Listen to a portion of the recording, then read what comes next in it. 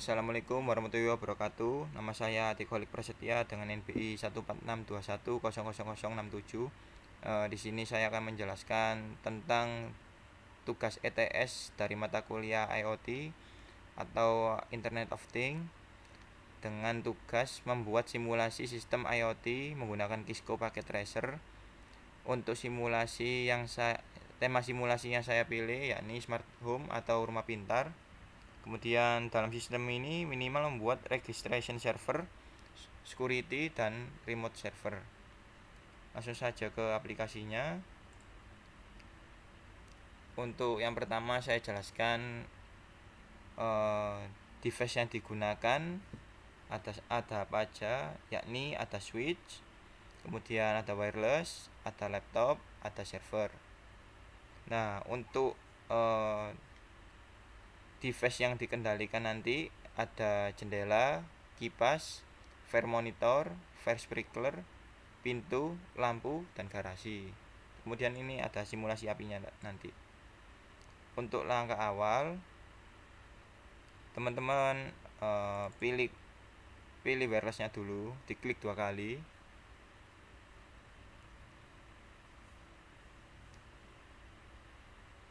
Nah, setelah diklik 2 kali, maka muncul tampilan seperti ini. Kita pergi ke GUI. Setelah ke GUI, perhatikan ini, internet connection tipenya menggunakan DHCP dengan IP address-nya 192.168.0.1 dengan subnet mask-nya 255.255.255.0. Nah, setelah sudah kita save setting. Kemudian kita beralih ke halaman wireless. Di halaman wireless tampilannya seperti ini. Yang teman-teman harus ganti adalah network name SSID-nya. Ini sudah saya ganti home. Kemudian kalau sudah diganti, scroll ke bawah, tekan save setting. Jika sudah, maka kita pergi ke halaman wireless security. Di halaman wireless security yang awalnya disable, teman-teman pilih yang WPA2 Enterprise. Jika sudah dipilih, maka tampilannya seperti ini. Untuk kolom kosongnya yang pertama adalah radio servernya, teman-teman isikan IP 192.168.0.10. Kemudian share secretnya saya namakan ITS. Jika sudah sesuai, maka pergi ke config, pilih wireless untuk mengecek apakah sudah benar. Ya, SSID-nya home sudah benar menggunakan WPA2. Kemudian IP address-nya sesuai 192.168.0.10. Untuk share secret-nya ETS. Sudah sesuai, kita pergi ke server. Untuk server, kita pilih menu yang service. Jika sudah pilih service, kita pilih menu yang 3A ini, AAA ini. Kemudian jangan lupa mengklik button on pada ini, yang ini. Jika sudah, masukkan client name yang tadi, namanya home, dengan alamat IP 192.168.0.1 dengan secret atau passwordnya ETS. Kemudian kalau sudah, tambahkan add. Jika sudah, tambahkan user setup yang akan Anda tambahkan. Maksudnya user setup ini seperti username dan password untuk masing-masing device-nya nanti yang akan dikendalikan. Seperti jendela, saya kasih username jendela, password jendela. Untuk kipas, username kipas, password kipas, dan seterusnya. Jika sudah, maka kita pergi ke desktop. Kita konfigurasi IP dulu. Untuk IP v4 address-nya kita masukkan 192.168.0.10. Subnet mask-nya akan terisi secara otomatis 255.255.255.0. Untuk default gateway-nya kita masukkan IP 192.168.0.1. Jika sudah, kita keluar, kita coba antara server ke wirelessnya sudah terkoneksi atau belum dengan cara mengetikkan ping, kemudian masukkan IP 192.168.0.1. Ya, sudah berhasil berjalan. Berarti antara server dan wireless sudah terkoneksi. Kemudian kita pergi ke halaman IoT. IoT-nya, nah ini belum, nanti kalau awalnya belum ada username dan password, teman-teman klik button on-nya dulu. Jika sudah, nanti kita koneksikan ini dulu. Saya simulasikan untuk membuat dari awal. Satu untuk contoh saja. Saya akan menambahkan pintu. Nah, untuk langkah awal akan tampilannya seperti ini. Kita klik advance, kemudian pergi ke istrip o config. Kita pilih network adapternya yang ini, PT strip IoT strip NM strip 1W strip AC. Kemudian pergi ke config. Di config kita akan merubahnya menjadi pintu belakang. Nah, ini bagaimana caranya? Kalau misalnya belum, kan ini kan baru. Nah, teman-teman tambahkan di ini ini, masukkan ini pintu belakang. Di sini kan sudah ada. Tadi saya membuat untuk contoh ini tadi. Nah, pintu belakang sudah. Kita pergi ke wireless O. Di wireless O ini SSID-nya tadi kan home. Nah, kita rubah, sesuaikan home. Kemudian pilih WPA authentication-nya, kita pilih WPA 2. Masukkan tadi pintu belakang untuk user ID-nya. Kemudian passwordnya juga sama, pintu belakang. Oke, jika sudah, maka IP 4-nya akan terisi secara otomatis. Kita kembali ke setting. Nah, kita kembali ke setting. Default gateway-nya tadi kan belum ada. Nah, akan terisi secara otomatis dengan IP 192.168.0.1. Ini IP dari servernya tadi dan wirelessnya juga. Kemudian kita pilih IoT server. Nah, kita pilih remote server dan kita masukkan IP-nya tadi. Oh ya, sebelum masuk ke sini, untuk username dan passwordnya diambil dari server ini tadi. Kita masuk ke server, pilih menu desktop, kemudian web browse.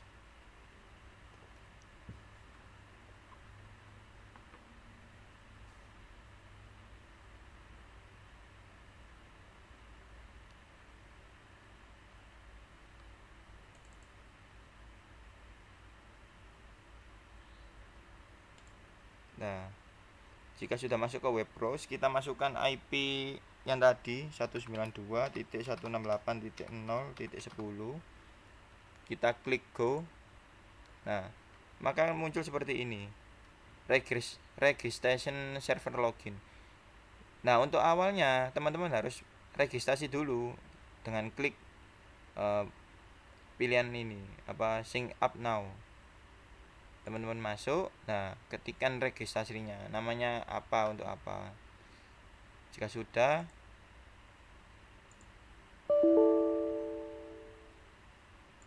oh ya sorry, kita masuk lagi.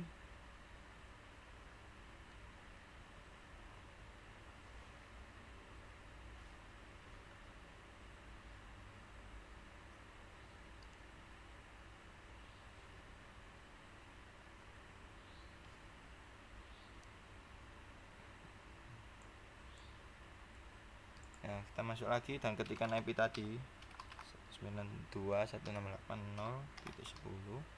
Tekan go. Username saya ETS. Nah, tampilannya yang awal ini tidak ada, menu device-nya tidak ada, jadi IoT server device saja. Kalau ini tadi prosesnya berhasil menambahkan, yang pintu ini tadi sudah ditambahkan, maka akan muncul di sini nanti. Jadi di sini kan hanya ada pintu kan, pintu belakangnya belum ada. Saya akan coba tambahkan dengan cara mengetikkan IP lagi 192.168.0.10 dengan username tadi ETS, passwordnya ETS, kemudian kita konekkan. Nah, kalau sudah berganti tulisan refresh, maka akan sudah bertambah lah. Sudah berhasil menambahkan pintu belakang, posisinya terbuka. Kita close. Ya, seperti itu cara untuk mengkonfigurasi dari device yang akan konekkan ke wireless. Seperti itu caranya. Nah, ini langsung bisa dicoba. Jadi pintu belakang kan posisinya terbuka. Kita mode tertutup ke mode tutup. Nah, warna pintunya kan berubah menjadi warna merah. Kalau hijau maka pintunya dalam kondisi terbuka. Kita coba pintu. Nah, ini tidak bisa dikarenakan apa? Sudah saya kasih perkondisiannya di mana? Ada di sini perkondisiannya. Nah, akan saya jelaskan.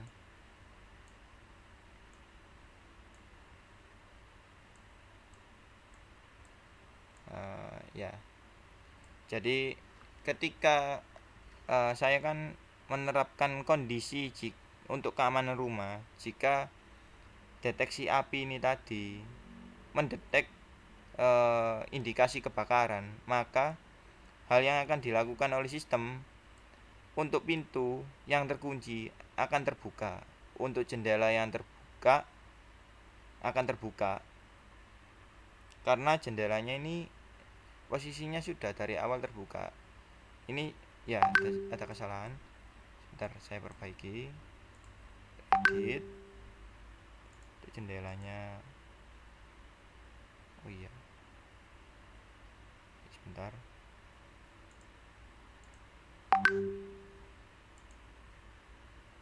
Nah, saya coba tutup dulu ininya jendelanya. Jendela on.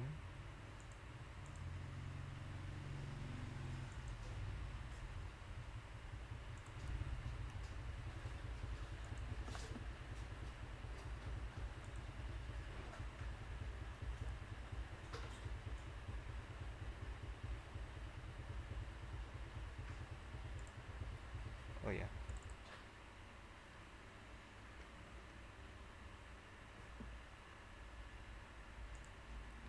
Oh, ya maaf untuk perkondisiannya jadi seperti ini. Edit. Kita tambahkan perkondisian baru. Jika jendelanya terbuka maka terbuka. Oke. Untuk perkondisian yang kedua, kita edit.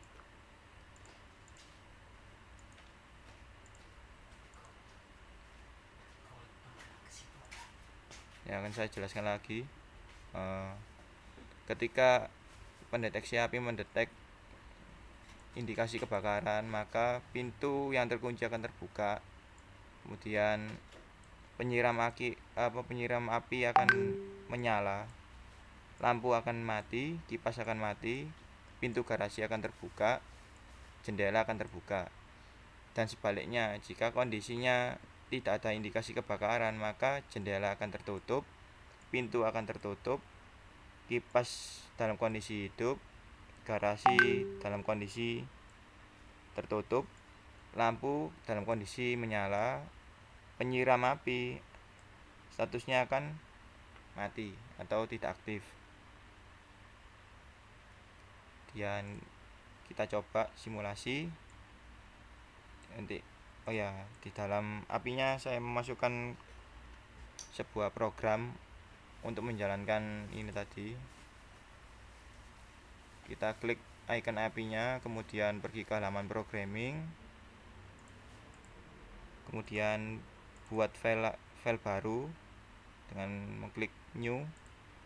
Saya namakan filenya api menggunakan bahasa JavaScript. Dan ini ada file main.js, klik. isi kodenya adalah function setup untuk mengset device-nya tadi.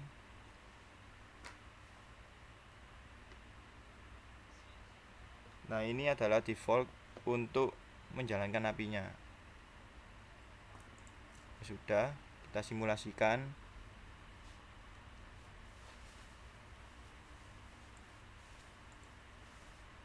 Nah, jika API-nya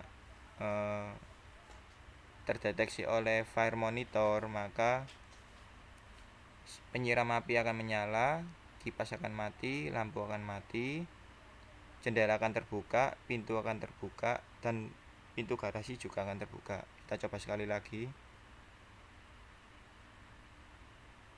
Ya, berarti sudah berhasil. Ya, sekian dari saya. Assalamualaikum warahmatullahi wabarakatuh.